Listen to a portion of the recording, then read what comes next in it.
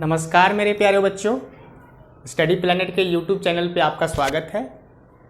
बच्चों, हमने जो पिछले क्लास में जो हमने टॉपिक स्टार्ट किया था वो मैट्रिसेस स्टार्ट किया था हमने, जिसमें हमने उसमें मैट्रिसेस का इंट्रोडक्शन दिया था, है ना। मैट्रिक्स होता क्या है, उसमें रॉ कॉलम क्या होते हैं, इसके बारे में हमने डिस्कस किया था। ठीक है, किसी मैट्रिक्स को हम डिस्क्राइब कैसे करेंगे, तो बस जस्ट लाइक एक इंट्रोडक्शन था आपका। तो ओके, आज हम लोग करेंगे बच्चे वेरियस टाइप्स ऑफ मैट्रिसेस। आज का जो टॉपिक है आपका वो क्या है, वेरियस टाइप्स ऑफ मैट्रिसेस, है ना।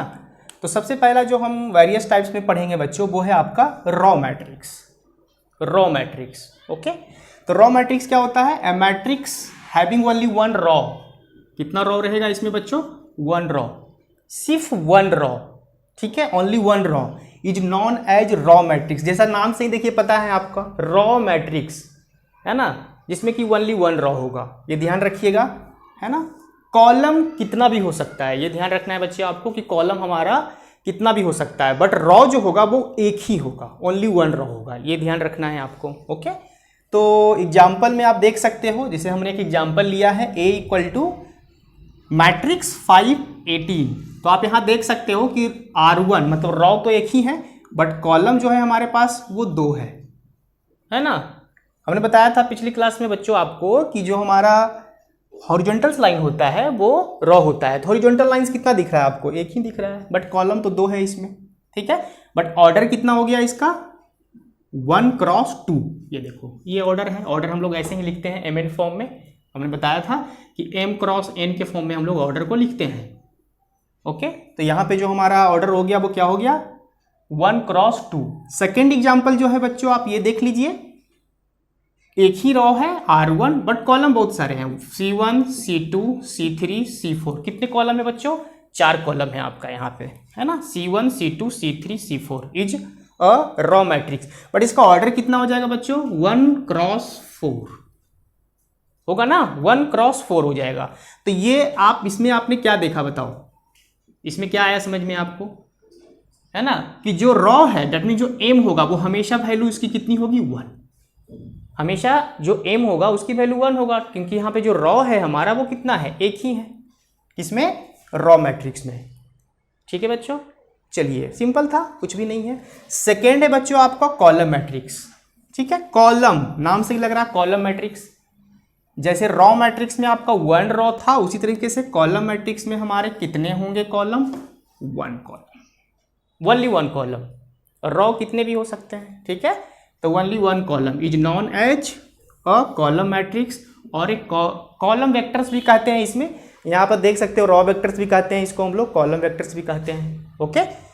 तो एक कॉलम होगा इसमें, ओके। एग्जाम्पल्स में आप देख लीजिए, A इक्वल टू 2 7 -3, ये कॉलम फर्स्ट हो गया, बट रॉ तो हमारे 3 हैं इसमें, ये देख सकते हो आप, है ना। तो इनका ऑर्डर क्या हो गया बच्चों, 3x1, 3x1, क्योंकि 3 हमारे रॉ हैं और एक हमारा कॉलम हो गया, तो 3x1 जो है वो कॉलम मैट्रिक्स हो गया इसके अकॉर्डिंग, क्योंकि 3 हमारे क्या है, रॉ हैं और एक कॉलम है। B64, इसमें हमारे कितने रॉ हो गए, 2 रॉ हैं और एक कॉलम है ना। तो इनका जो ऑर्डर हो गया बच्चों वो कितना हो गया, 2x1, ओके। अब इसमें क्या समझने वाली बात है कि जिस तरीके से हमारा जो रॉ है उसमें रॉ में हमारा जो m था वो हमेशा क्या था, 1 था, ठीक है। उसी तरीके से कॉलम मैट्रिक्स में हमारे पास जो n होगा वो हमेशा 1 होगा, ये देख लो आप, m वैरी करेगा, n की वैल्यू 1 हो जाएगा, ठीक है। अगर n का वैल्यू 1 है तो वो कॉलम मैट्रिक्स, अगर m का वैल्यू 1 है तो वो क्या कहलाएगा बच्चों, रॉ मैट्रिक्स, है ना। अब इसके बाद जो है हम लोग बाकी का टाइप्स देखते हैं, ओके। तो इसके बाद देखिए नेक्स्ट टाइप है आपका जीरो और नल मैट्रिक्स। क्या है, जीरो और नल मैट्रिक्स, नाम से ही लग रहा है, a matrix each of whose element, या देखिए element is zero is called a zero matrix, और a null matrix, null matrix बोलिए जीरो मैट्रिक्स बोलिए, बात एक ही है, ठीक है, दोनों सेम चीज होता है। इसका मतलब है कि जितने भी सारे एलिमेंट्स होंगे मैट्रिसेस के अंदर में, ठीक है, उसकी वैल्यू कितनी हो जाएगी, जीरो, चाहे वो रॉ रहे या कॉलम रहे, जितने सारे एलिमेंट हैं वो सब क्या है, जीरो है। ठीक है, तो ऐसे मैट्रिक्स को हम क्या बोलेंगे, जीरो मैट्रिक्स या नल मैट्रिक्स बोलेंगे। जैसे एग्जांपल्स में आप देख लीजिए, एग्जांपल्स हमने यहाँ पे लिखा है, ये देखो इसमें एक ही रॉ है, एक ही कॉलम है, ठीक है, बट एलिमेंट क्या है, जीरो। इसमें दो कॉलम एक रॉ, एलिमेंट जीरो, सारे एलिमेंट जीरो है ना। इसमें दो कॉलम दो रॉ बट एलिमेंट जीरो, देख सकते हो बच्चों आप, ठीक है। इसमें भी आप देख सकते हो C1 C2 C3 R1 and R2, सारी वैल्यू जीरो है आपका, है ना। बट इनका जो हम ऑर्डर अगर लिखेंगे बच्चों तो क्या होगा, इसका ऑर्डर 1 क्रॉस 1 है ना। हम लोग MN4 के फॉर्म में लिखते हैं, तो एक रॉ है एक कॉलम है, 1 क्रॉस 1। इसका कितना हो जाएगा बच्चों, 1 cross 2, 1 column, sorry 1 raw 2 column, ठीक है बच्चों। इसमें 2 क्रॉस 2, 2 रॉ 2 कॉलम, ठीक है, 2 क्रॉस 3, 2 रॉ 3 कॉलम, इस तरह से हम लोग लिख सकते हैं। बट जो टोटल एलिमेंट्स होगा वो कितना होगा, जीरो होगा, ये ध्यान रखिएगा। उसको हम क्या कहते हैं, जीरो और नल मैट्रिक्स, ठीक है। इसके बाद आएगा बच्चों स्क्वायर मैट्रिक्स। स्क्वायर मैट्रिक्स सबसे ज़्यादा यूज होगा आपका मैट्रिसेस में, जितने भी सारे हम लोग अभी ज़्यादा प्रॉब्लम आप देखोगे तो उसमें स्क्वायर मैट्रिक्स का यूज ज़्यादा है क्लास 12th में, ठीक है।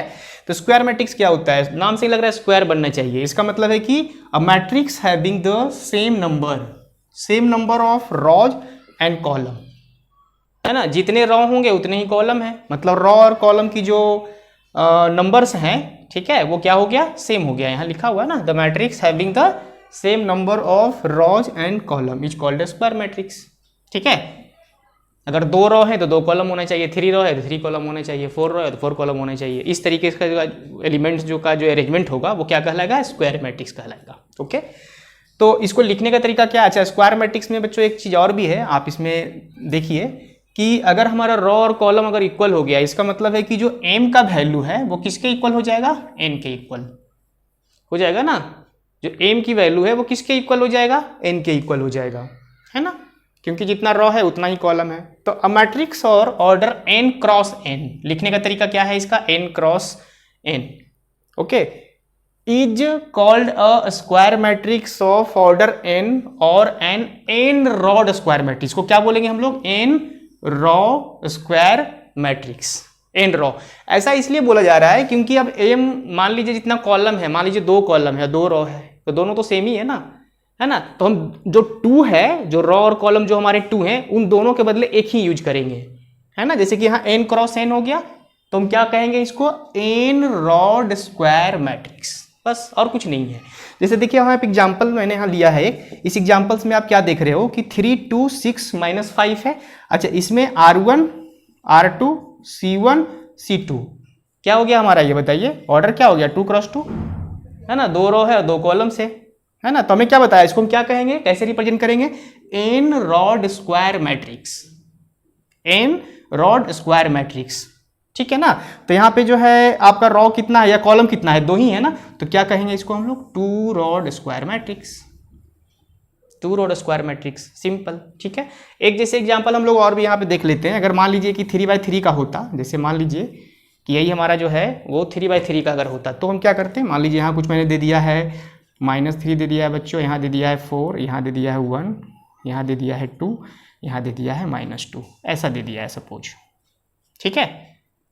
तो अब इसमें क्या हो गया बताइए, ये तो हमारा हो गया क्या बताइए, रॉ कितने हो गए, R1, ये R2, ये R3, कॉलम 1 कॉलम 2 कॉलम 3, है ना, 3 कॉलम है और 3 रॉ हैं। तो इसको हम लिखने का तरीका क्या है, 3 क्रॉस 3, इसका मतलब है कि ये वाला जो मैट्रिक्स हो जाएगा वो क्या हो जाएगा, 3 रॉड स्क्वायर मैट्रिक्स, क्या हो जाएंगे वो, 3 रॉड स्क्वायर मैट्रिक्स, ठीक है। चलिए ठीक है, इसके बाद का टाइप हम लोग अब देखेंगे, जो है आपका diagonal element of A matrix, ठीक है ना। डायगोनल एलिमेंट्स नाम से ही लग रहा है कि जो वैल्यू होगी हमारी वो डायगोनली कुछ वैल्यू हमें यहाँ मिलेगा, है ना। तो अब यहाँ देखिए एक चीज़ समझ में आपको आना चाहिए कि देखिए diagonal element of A matrix और एक होता है डायगोनल मैट्रिक्स, दोनों में क्या डिफरेंसेस है वो देख लीजिए। यहाँ हम लोगों ने लिखा है डायगोनल एलिमेंट्स, तो हम लोग क्या बात करेंगे, सिर्फ एलिमेंट्स की बात करेंगे। यहाँ पे एलिमेंट्स क्या होगा, डायगोनल जो मैट्रिक्स होगा उसमें एलिमेंट्स क्या होगा, है ना, तो उसको देखेंगे। डायगोनल मैट्रिक्स फिर हम लोग अलग से देखेंगे। तो पहले हम इसको देख लेते हैं कि डायगोनल एलिमेंट क्या है। तो अब देखिए Aij m क्रॉस n, इस फॉर्म में हम लोग मैट्रिक्स को लिखते हैं, हमने बताया भी है, Vn m cross n matrix, then the elements A I J for which I equal to J, ये देखो I equal to J are called the diagonal element of A, है ना। उस मैट्रिक्स ए का जो डायगोनली एलिमेंट्स होगा, है ना, वो भी कौन सा, आई इक्वल टू जे वाला। इसका मतलब क्या है कि जो वैल्यू आई होगी वही वैल्यू जे होगा। अगर मान लीजिए आई नॉट इक्वल टू जे हो गया तो वो हमारा डायगोनल एलिमेंट नहीं कहलाएगा, ठीक है। जैसे कि एग्जांपल में आप देख सकते हो यहाँ पे कि जो डायगोनल एलिमेंट्स हमारे होंगे वो क्या क्या हो जाएंगे बताइए, A11, A22, A33, A44। क्यों? यहाँ पे आप देख सकते हो बच्चों कि यहाँ पे आई की वैल्यू जे के बराबर है, आई की वैल्यू जे के बराबर है, आई की वैल्यू जे के बराबर है, आई की वैल्यू जे के बराबर है ना। देखिए तो कौन सी वैल्यू हो जाएगी इसमें बताइए, ये और ये, ठीक है, डायगोनली वैल्यू। ये देखो आप, डायगोनली वैल्यू हो गया हमारा। तो ये कंडीशन याद रखिएगा, ठीक है ना, कि आई इक्वल टू जे होना चाहिए। अगर मान लीजिए मैं इसकी बात करूं तो क्या डायगोनल एलिमेंट होगा, ये नहीं होगा, क्योंकि ये हमारा जो है आई इक्वल टू जे नहीं है। इसको हम क्या लिखते हैं बताइए, A12 लिखते हैं ना, इसको क्या लिखते हैं, A13 लिखते हैं ना। तो A12 हो गया, मतलब I is not equal to J. इसमें भी I is not equal to J, I is not equal to J, ठीक है। इसमें भी वही होगा, I is not equal to J, same I is not equal to J, I is not equal to J. तो सिर्फ ये diagonally element में ही आई इक्वल टू जे मिलेगा आपको, अंडरस्टूड है ये तो, ठीक है। तो ये 3, 5/8 और जो √2 है वो क्या कहलाया हमारा, डायगोनल एलिमेंट। डायगोनल एलिमेंट कहलाया, मैट्रिक्स नहीं, डायगोनल एलिमेंट। तो ये सिंपल बहुत ईजी है आपका ये, कि डायगोनल एलिमेंट वो एलिमेंट होता है जिसमें कि आई की वैल्यू जो है वो जे के बराबर हो जाती है ना। आई इक्वल टू जे हो गया, वो हमारा डायगोनल एलिमेंट होगा। तो किसी मैट्रिसेस का आप डायगोनल एलिमेंट निकाल सकते हो। अगर आई इक्वल टू जे, जितने जनरली यही मिलेगा आपको, देखिए A11, A22, ठीक है ना, A33, अगर हम आगे बढ़ते हैं तो A44, A55 ऐसा ही मिलेगा, तो वो डायगोनल एलिमेंट हो जाएगा आपका। ओके बच्चों, यहाँ मैंने लिख भी दिया है 3, 5/8 एंड √3। चलिए नेक्स्ट देखते हैं हम लोग डायगोनल मैट्रिक्स क्या होता है। डायगोनल मैट्रिक्स क्या है, तो अ square matrix in which every non diagonal element is 0। ये ध्यान रखिएगा कि जो हमारे डायगोनल मैट्रिक्स होंगे वो कौन सा मैट्रिक्स होगा, स्क्वायर मैट्रिक्स होगा। ये ध्यान रखिएगा आप, ठीक है। तो अ square matrix in which every non diagonal element is 0, है ना, is called a diagonal matrix. Non diagonal element का मतलब कि जो डायगोनली जो हमारा एलिमेंट मिल रहा है, जैसे इस वाले में देखो एग्जांपल मैंने बताया है कि डायगोनली एलिमेंट तो ये मिल रहा है ना आपको, है ना, A11, A22 और A33 यही मिल रहा है आपको। तो इसके बाद का जो आपको एलिमेंट बचा वो कितना होना चाहिए, 0 होना चाहिए, है ना। तो बाद का एलिमेंट क्या है, ये है, ये है, ये है, ये है, ये है, इसके अलावा एलिमेंट यही है हमारा, ठीक है। तो यहाँ पे आप देखिए क्या लिखा हुआ कि non diagonal, every non diagonal element. Non diagonal element मतलब कि जो डायगोनल पे एलिमेंट नहीं है, बाकी जो एलिमेंट हो गया वो क्या हो जाएगा आपका, 0 हो जाएगा, है ना। तो ये और एक कंडीशन और भी है कि ये स्क्वायर मैट्रिक्स होगा, स्क्वायर मैट्रिक्स। तो आप देख सकते हो square matrix in which every non diagonal element is 0 is called diagonal matrix.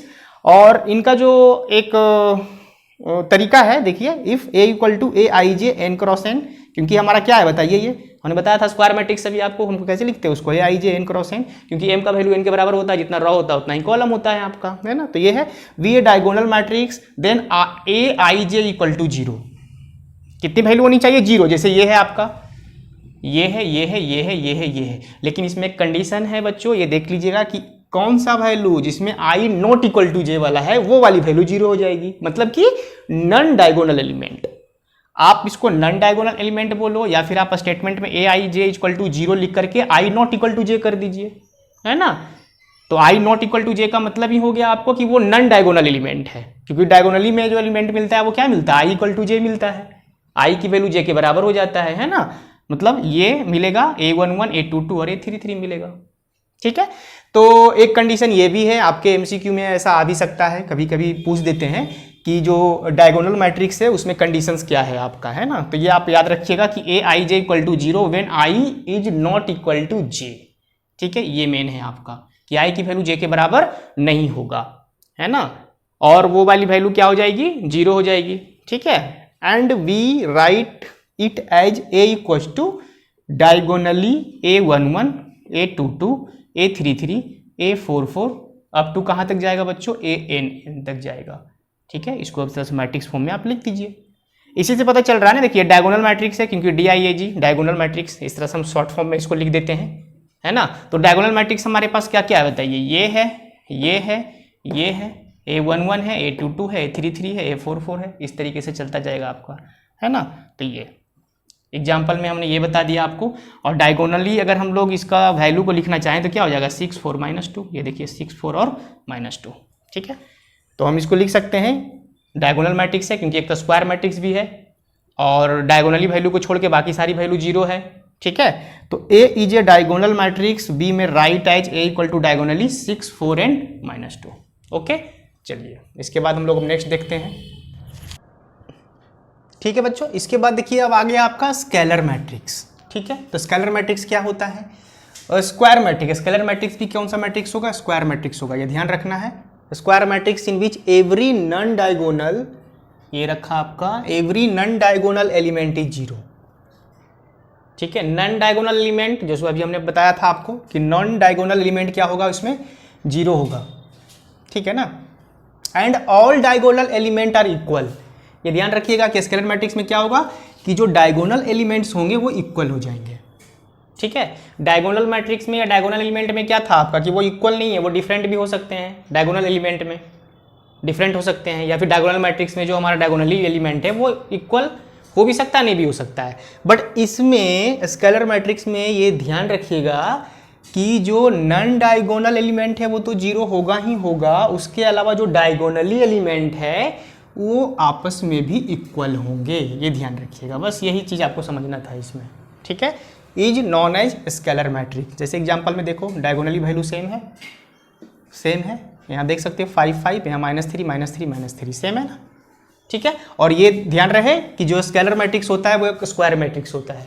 ये ध्यान रखिएगा कि जो स्केलर मैट्रिक्स होगा वो क्या होगा, स्क्वायर मैट्रिक्स होगा, और उसकी जो डायगोनली एलिमेंट होगा वो सेम होगा, सेम वैल्यू का होगा। ठीक है, और नॉन डायगोनल एलिमेंट क्या होगा, 0 होगा। बस यही समझना है इसमें आपको। अब इसमें देख लीजिए, ये स्केलर मैट्रिक्स ऑफ ऑर्डर 2, क्योंकि स्क्वायर मैट्रिक्स है तो किसमें हम बताया था हमने n × n फॉर्म में लिखते हैं हम लोग, है ना।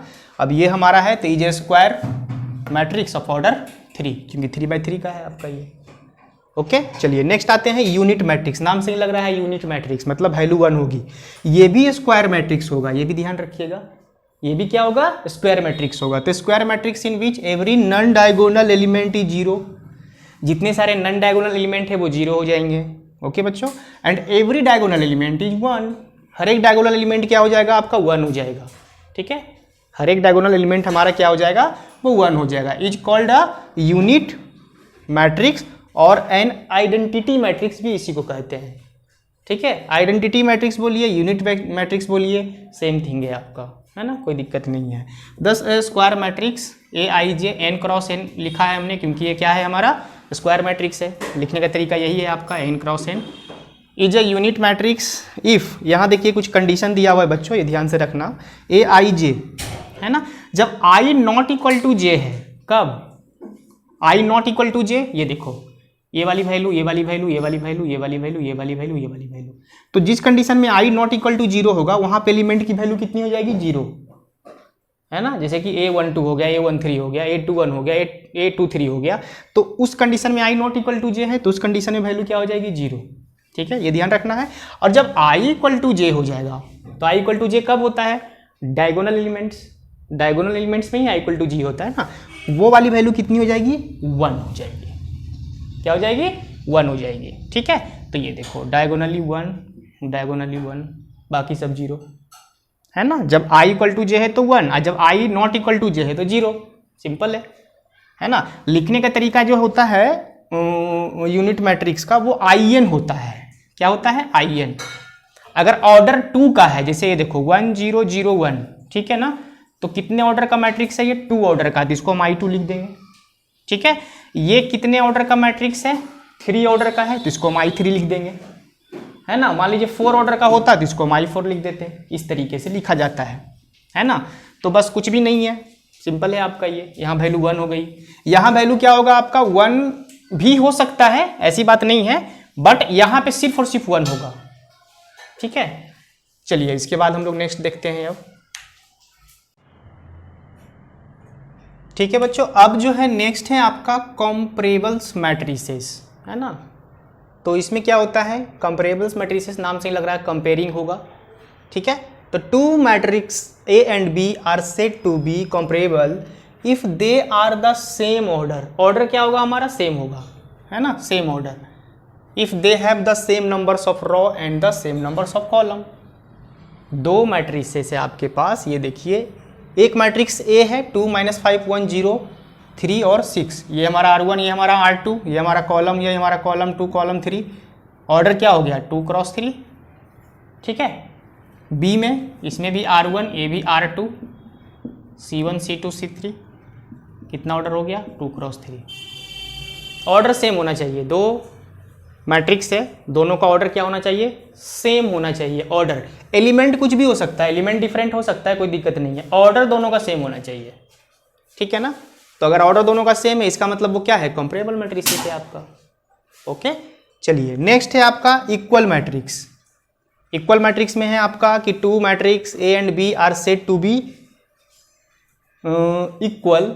अगर इक्वल है तो हम जो लिखने का जो तरीका होता है वो क्या होता था, ए इक्वल टू बी। अगर ऐसा है, अगर ऐसा लिखा हुआ है, अगर दो मैट्रिक्स के बीच में आपका ए इक्वल टू बी, तो इसका मतलब है कि इनके जो करस्पॉन्डिंग एलिमेंट्स जो होंगे वो क्या होंगे, इक्वल होंगे। ठीक है, करस्पॉन्डिंग एलिमेंट क्या होगा, इक्वल होगा। और ये ध्यान रखिएगा कि वो सेम ऑर्डर का होना चाहिए। ठीक है, ये भी ध्यान रखने वाली बात है, सेम ऑर्डर का होना चाहिए।